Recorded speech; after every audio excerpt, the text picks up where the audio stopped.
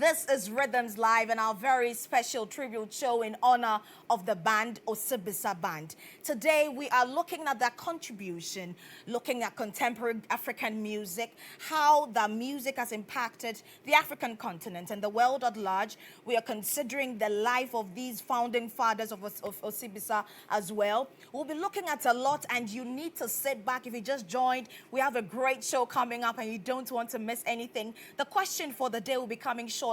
You can answer the question for the day via WhatsApp, or we are live on X as well. You can also interact right there on the platform, and we are ready. If you have any question to ask any of our guests, please send us the message. We will ask them on your behalf. So welcome once again. I am Blessing Bliss Frimpong. You can call me Teacher Blessing. Now let's move straight into knowing and appreciating the founding fathers of Osibisa. For the Gen Zs, you are not aware of the band. Today is a day for learning because these are people who did a lot for Ghanaian music industry. And up till now, we have the influences around the world and in different genres, especially in Ghana and Africa. So we are looking at the life of the founding fathers. And luckily for us, ladies and gentlemen, you remember I told you that Teddy Osei is one of the founders. He actually invited his brothers, who is Mark Tonto and then Solomon Amatefio, who joined him to form the Osibisa band at the early stage, all right? We have the brother, who was also part, and is also part of this group. He has the brother, we have the brother of Teddy Osei and Mark Tonto right here in the studio. And ladies and gentlemen, help me welcome the brother of Mark Tonto, as well as our very own Teddy Osei, Joe Tonto. Sir, you're welcome. Thank you. When we decided to look at Osibisa Band and celebrate them, the first question I was asking myself is, I have listened to all those beautiful songs, even though I was not born around that time. I heard those, and even till now, we celebrate. So the question is, how did a group like this start in the beginning, and how were they able to live this long? But we'll start from the scratch in the first place. So let's take a look at how life was, because you are a direct brother, a biological brother of the two siblings who were part of the founding fathers. How was growing up like? Yeah, thank you. Teddy is our second brother. Right. We have a big brother called Tony Sonja, and Teddy is our second brother. And Teddy originally was an architect. So he was working with the KMA in Kumasi, and through that he studied the music, and also the first band he got involved, we were formed, was the Commerce Dance Band. Right. Yes, if you heard the song called Pete Pete Seniwa. Yeah, they did. Yes, wow. that was one of his songs. Way back in Kumasi. Pete Pete Seniwa de Seniwa. Wow. So Osibisa brought that's the Commerce. That is the Commerce Dance Beautiful, band. Right. So he led Commerce Dance Band for a while in Kumasi, and then he left to England. And there he was struggling to do the music. Yeah. And so he formed a band called the Caspo. And he invited his brother, like you said, Mark Tonto, who was also playing with the Commerce, the Uhuru Dance Band. Right. He played with Commerce, then he left to Uhuru Dance Band, and they were playing. So when he went there, and with Saul Amafio and other Caribbean guys, they formed the Osibisa group. Beautiful. Now, the first question I was also asking myself, one of the first questions I asked myself was, both of you have the Tonto surname, Yes. but not Teddy. Yes. Can you explain why? It's so simple. In Ashanti, we don't name after our fathers. Right. If we want to do that. But we usually put names on our uncles, our relatives who have made it. And so that's why Teddy got Osei. Right. I got Tonto, and Mark Tonto got Tonto because we were named after our father. Oh, okay. So both of you were named after your father. Yes. And for Teddy Osei, who was he named after? Yeah, he was named after our uncle. Uncle. The best uncle that my father's brother. Okay, okay. So that's where we got that. Right, beautiful. And that was the inception. So it started in 1969 for Osibisa. Yes. Okay. Around that period, how was music like? Because you were also around, you saw how Ghanaian music. Can you describe how Ghanaian music used to be around that time? Yes, in Ghana, it was like not very international. We were playing music, the Stargazers was playing African Ghana music and all that. But when we went to England in 1970, we decided that, Teddy decided that they have to crisscross the rhythm. Right. You know, brings a little bit jazz, because that jazz is also coming from the Black Americans and all that. So it's all African music. So they blended that and got the Osibisa. Initially, it was tough because the white guys didn't want to know, they didn't want to understand. So what we started doing was that there's a club called the Roundhouse in Camden Town in London. So where all the white guys play. So we managed to have friends in there, and we have to carry our own instruments, even though we are not invited. Right. Because they don't want to know. So we carry our own instruments, we go there, and we hang around, and when there's a break, then we get into stage and try to do some of our songs. Right. And that's where the white guys started getting to know African music and the rhythm and everything. So that was where our breakthrough came. Beautiful. Now, when you look at even the 21st century, we still have issues with racism. Yes. Talking of a band, a Ghanaian African band that had Caribbeans and all of that in there, breaking the African barrier, not just Ghanaian barrier, breaking the African barrier and selling the African music to people who were new to the rhythm and the sound. How was racism like? Did you ever experience anything like that as a performer, as a black performer who wanted to break into a world like that? A lot. A lot. But Right. our chances came when a Jewish woman, got us and they said, look, even though people don't want to sign you on because we are black, I understand the rhythm, and I'm going to take you on. Wow, a Jewish woman? Yes, she's called Lillian Brown. Lillian Brown? Yes. Wow. Yes, yes. And, so she booked you guys for her event? Yes, and he signed us on and started taking us to the studio to try and record our music. How was the feeling? At first, it was like a glass ceiling where it looked impenetrable for the group. And you got Madam Brown, who said, I'll sign you and I'll make sure you perform. How was the feeling when you were on stage performing and people stood up dancing, or you got a standing ovation? How was the feeling when you first noticed that we have been accepted, our music is out there, people love it? How was it? It was great. It was great. So all we needed was strength. Right. Yes, because we were young guys, and they were strong, and they can jump, they can dance and play the music. So it was a good feeling. And so we decided that this is the time to bring ourselves up and show that Africans can also do better in music. Okay, beautiful. Now, when you look at the group, you mentioned that we had Caribbeans. I saw a Nigerian also in there. We had Ghanaians as well. Yes. How were you able to tolerate each other, looking at the cultural and ethnic differences and looking at different orientations, people coming from different backgrounds? How was tolerance important in the group? Yes, we had a chance, and we got to tolerate each other. Yeah. And everybody was happy that now everybody is coming up, people are knowing us. So we tolerate each other, especially Lasisi Amao, one of the guys the Nigerian that you're talking about. Yes. It was a bit rough, but we tolerated him, and he also tolerated us, because the focus was to open the African music to the world. Yes. What would you call was the first hit song for Osibisa? As the Gen Zs would say, this is a hit song. what would you call the first hit song for Osibisa? Woyaya. Voyaya. It's a song I remember. I was not born, but it's one of my favorite songs. And I think that is what we played to open the show, Yes. Voyaya. Yes. What's the inspiration behind Voyaya? The inspiration behind Woyaya was that we have got a breakthrough, we are going, heaven knows where we are going, and we will get there.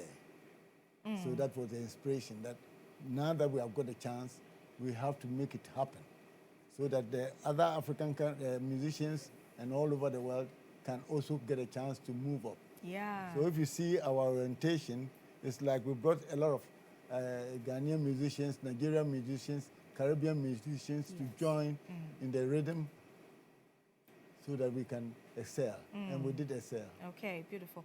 And for the Woyaya, for those who don't understand Woyaya, what does it mean? Woyaya, it's a Gan. A Gan. Gan say, we are going. We are going. Heaven knows where we are going, and we will get there. Right. Yes. Now, let's look at how Osibisa, the band that broke through into the international markets, has influenced contemporary music and the generations that came after Osibisa.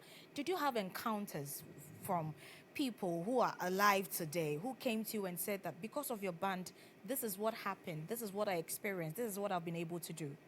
Yes, yes. Like, for instance, when in 1977, when there was an African festival, the first Black African festival in Lagos, Festag.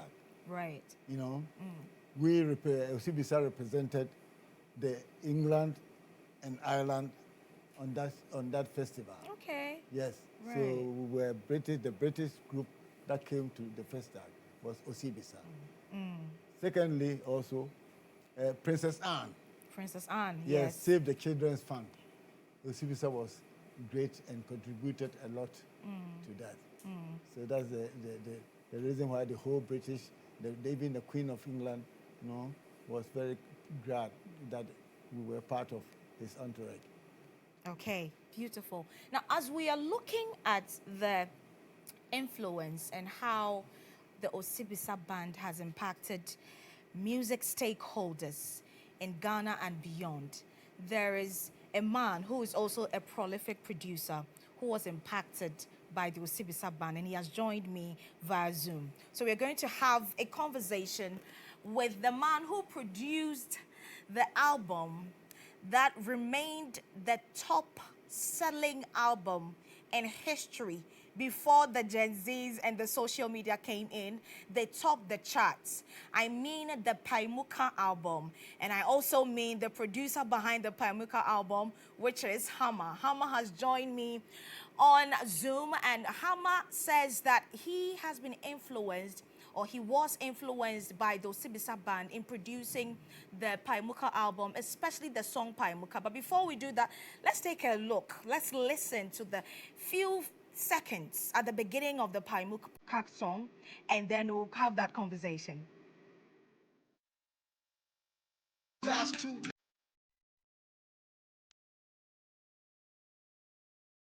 Stuff and it's wrong.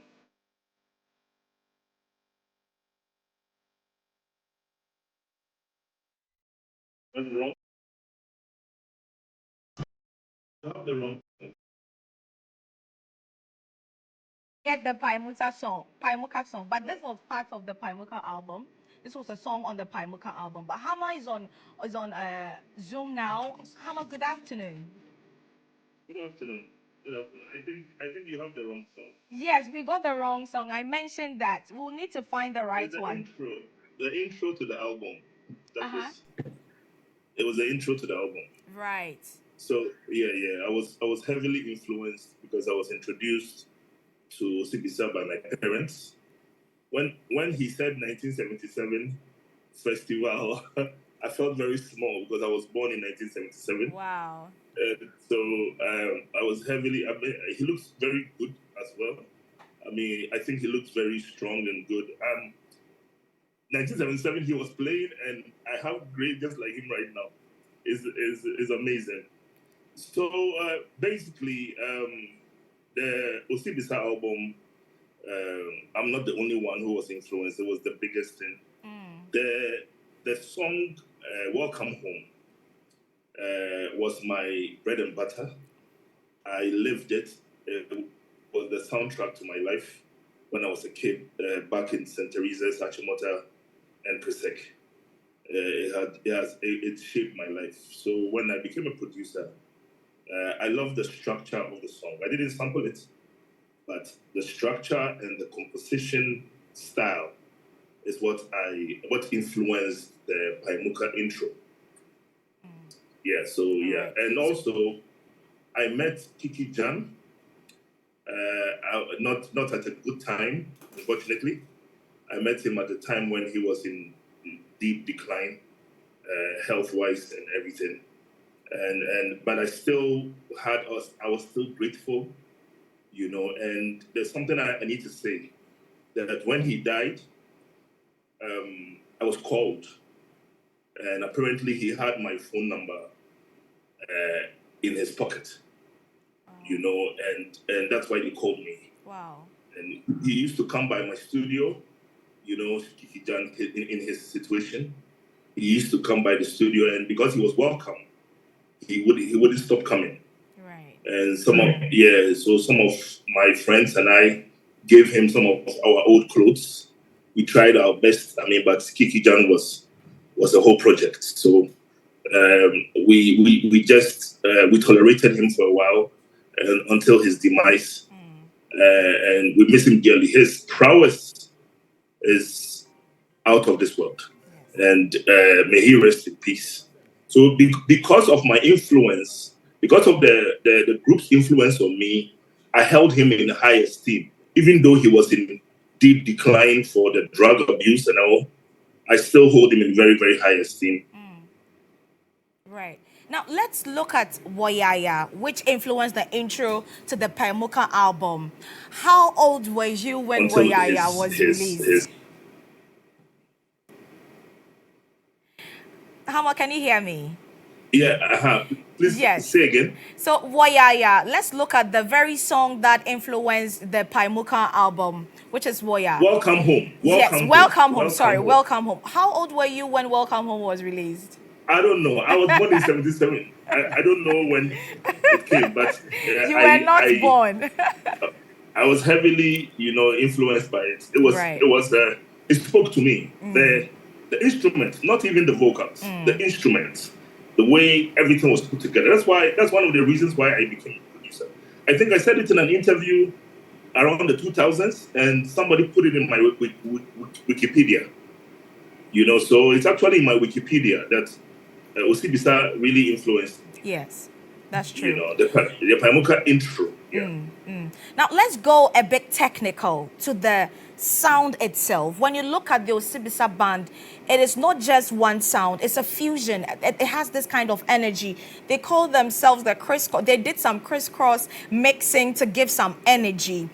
Let's analyze the quality of the sound while we recognize how it was intertwined with other sounds in it. What would you analyze out of that? Well, the sonics of that album, of that group, the sonics, what they put together, it was very masculine. When you hear an Osibisa song, you don't hear, those songs where guys try to sound like girls, guys trying to make their voice small and, sound pretty. Osibisa was a masculine group, and they spoke to mostly the masculine, gender. It made us feel like wake up and fight for your country. Wake up and be the best man you can be. Dignity. They spoke to our integrity as men. If you listen to their lyrics, it was always uplifting. It wasn't about Odo here and there. No. Like we see now. It was about the people. Let's rise up. Let's be men. Let's be strong. Let's protect our families. It was always about that. That is one of the reasons why they were very, very strong. So I classify them as a patriotic group. When you speak to the sound was unique because it was authentic instruments. the fact that almost all of them played instruments, that was very, I mean, that's very rare now, you know. They really, really, but that is why they were accepted outside. I think the fact that it wasn't all like a digital group, that's why they walked in the Buckingham Palace halls of this world. It was because they were very authentic, and their sound was, you know, beautiful, on earthly, yeah. Right. That's the word, very earthly. Before we round off, we are taking a look at Osibisa Band and its influence on contemporary music. Would you strike a link or a relationship between then, way from 1969, to today's Ghanaian music? We need a lot of work to be able to try and get close to what they did. Wow. You know, we need to be able to get anywhere close to that kind of sound. It was original. The sound was very original. There's too much, you know, sampling and right going on now. We are not going back to playing instruments, and this group was unique. That is why I revere people like Kwame. Hello, I can hear you. Yes, I can hear you. Okay, you know, the producers who actually play instruments, I really revere them because they are the key to us going back to real sound. You know, yeah. So. All right. Now, finally, before we let you go, a message, because we have one of the members, as you saw on TV right here, a message to the Osibisa Band. I would love to meet him, and I would love to ask him so many questions. I think that we need, you see, this is why I complain a lot when I'm interviewed. We need to induct these people into the Music Hall of Fame. We need a place where our kids can go to and read about these people, what they did, the influence, how they put Ghana on the map.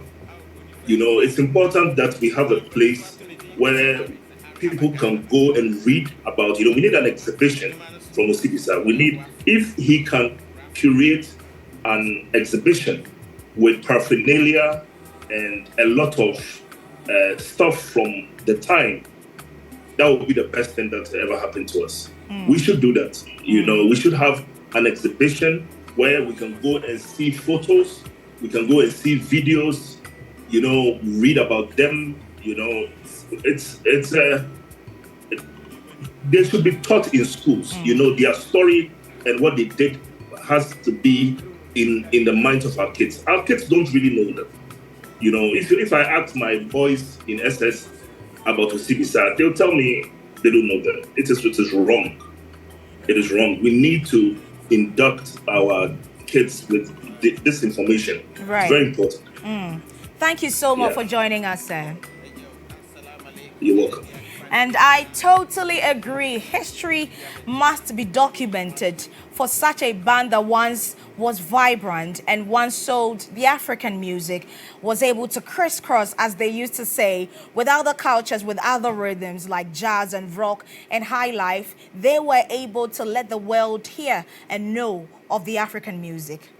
Sir Joe Tonto, yes, you have listened to one of the people who have been impacted by the Osibisa Band. Hama is a producer, and according to him, the Paimuka album the intro was influenced by the Osibisa Band. How do you feel after listening to him? I feel great. Right. I feel great. And also, what he was talking about, that we need to showcase the group so that the young people can also know where they were going and where we were also coming from. And he says something that we need, like in 77, yes, when we came to festival, then the government of Ghana, you know, to honor us, came and brought us here to do a tour so that the children and everybody can know us. Yeah. So we came to do a good tour, and after the tour, we thought that we need a national theater. that the musicians can go in and do their thing. And so we made some money here.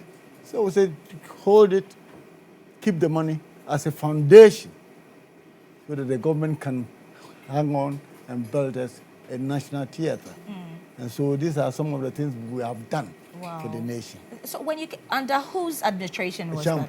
that? GHOne. Yes. Wow, that was when you had the tour. Yes. Did that lead to the National Theater, the building of the National Theater? Yes. Yeah, we give the seed money. Okay. Yes. Wow, beautiful. It's all documented. Yes. For those who do not know about the band and what is happening now, we know that we had a lot of people in the band. How many members are remaining now? For the Ghanaians, there's none now. There's the three of them. Okay. Yes, Saul, Mark Tonto is gone now. Teddy is also gone. Yeah. I think Teddy left in January. Yeah, in this January. Okay. Mark Tonto was in 2000. All right. And Saul 3 years ago. And we love them. And we appreciate them very well. And I think the government also knows about it. Yes. And that's why he has promised to honor Teddy Osei. Yes. And so on Friday, we are going to have a great time at the forecourt of the government is going to give a grand barrier for Teddy Osei. And also we wait to see the things that he will do for the group. And also, we thank him very much for helping us in this way. Okay. And we know we will live forever. And thank you so much for your time as well and the history you've given us. We know that definitely that most of the members are gone, but their legacy is what we are doing right now, remembering, and it will forever remain in our hearts. We will definitely continue to enjoy your beautiful work and the great work you've done for Africa. So thank you so much, sir, for coming. It's a pleasure. Thank you. GHOne Tonto is the brother, the biological brother of the two founding fathers of the Osibisa band, that is Teddy Osei and then Mark Tonto.